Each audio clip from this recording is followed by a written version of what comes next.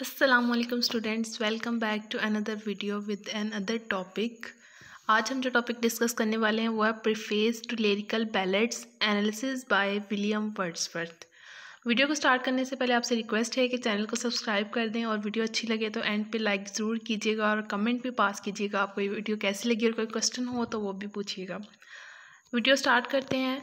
William Wordsworth's preface to Lyrical Ballads is a work of literary criticism that outlined his theory of poetry and the principles that guided his own poetic practice. हमें पता है कि lyrical ballad जो थी वो जो एक book थी जिसमें इन्होंने जो एसटी कॉलेज के साथ मिलकर इन्होंने एक बुक लिखी थी जिसमें इन्होंने अपने आर्ग्यूमेंट्स लिखे थे, अपने थॉट्स लिखे थे पोइटिक प्रैक्टिस के हवाले से, और उन्होंने अपनी पोइट्री जो थी वो भी इन्हीं जो थे रूल्स को फॉलो करते हुए लिखी हुई है। इनकी जो सारी पोइट्री, ये इनका जो था ये एक लिटरेरी क्रिटिसिज्म वर्क था। ठीक है, नेक्स्ट पॉइंट देखिए। Wordsworth argues that poetry should be written in the language of ordinary people and should draw on the experiences and emotions of everyday life. Wordsworth का जो मेन आर्ग्यूमेंट है जिस पे उन्होंने बहुत ज़्यादा जोर दिया है वो यही है कि जो पोइट्री है वो सिंपल से सिंपल लैंग्वेज होनी चाहिए, कॉमन लैंग्वेज होनी चाहिए, हर बंदा इस लैंग्वेज को समझ सके। जो लैंग्वेज उस टाइम सोसाइटी में चल रही है जिसे हर बंदा समझ रहा है, कॉमन है, उसमें आप पोइट्री लिखें ताकि हर बंदा जो आपकी पोइट्री सुन रहा है या पढ़ रहा है उससे भी आपकी पोइट्री समझ लगे। सेकेंड पॉइंट जो है, he emphasizes the importance of nature, childhood and memory in poetry and argues that poetry should be a reflection of the inner emotional life of the individual. हम देखते हैं कि जो वर्ड्सवर्थ है उन्होंने अपनी पोइट्री में सबसे ज़्यादा जोर जो दिया है वो अपनी चाइल्डहुड की मेमोरीज पे दिया।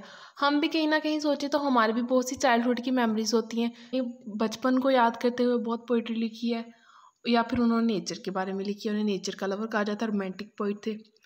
नेक्स्ट पॉइंट देखिए। Wordsworth preface is notable for its focus on the relationship between the poet and the reader. Wordsworth जो थे उनका जो मेन फोकस था वो यही था कि जो लिखने वाला राइटर है उसका और रीडर का जो लिंक है वो बना रहे। उनका लिंक जब कैसे बनेगा, जब राइटर कुछ लिखेगा तो रीडर उसका जो लिखा हुआ है वो समझेगा। ठीक है, एक बंदा है वो आप उसे बोल रहे हैं, वो आपकी लैंग्वेज समझ ही नहीं रहा, वो आपको कैसे समझेगा, आपको उसके साथ रिलेशन कैसे कायम होगा, नहीं ना बिल्ड होगा रिलेशन।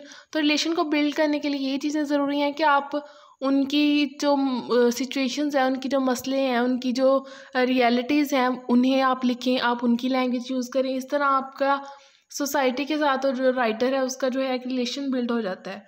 नेक्स्ट पॉइंट है, he argues that the poet should strive to create a direct and immediate connection with the reader and that poetry should be a means of communicating the poet on experience and emotion to others.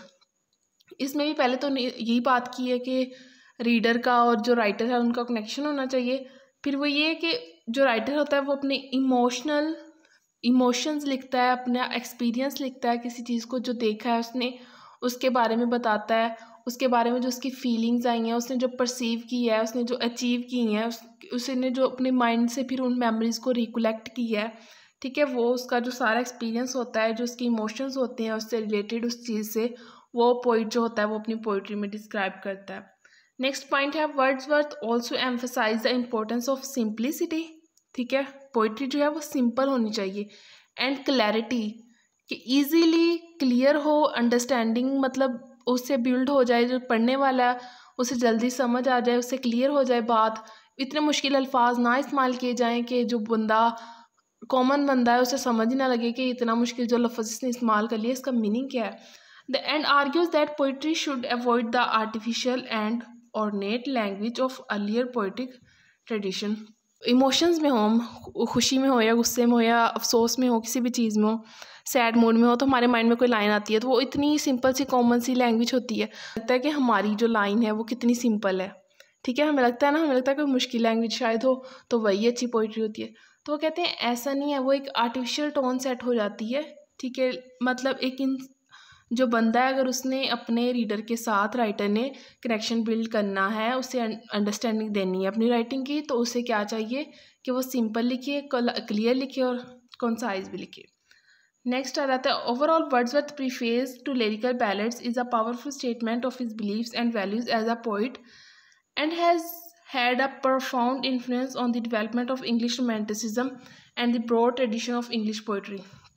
जो Wordsworth थे romantic age के romantic poet थे, इन्होंने बहुत गहरे असर छोड़े हैं अपने लिटरेचर पे, लिटरेरी वर्क पे। इनके जो बिलीव्स थे कॉमन मैन को लेके, कॉमन सिचुएशंस को लेके, क्लैरिटी एंड अंडरस्टैंडिंग, सिंप्लिसिटी को लेके, उसने मतलब बहुत अच्छा इम्पैक्ट डाला है लोगों पे उन्हें समझने के लिए। Thanks for watching this video. Please like and comment and share with your friends. Thank you so much. अल्लाह हाफिज़।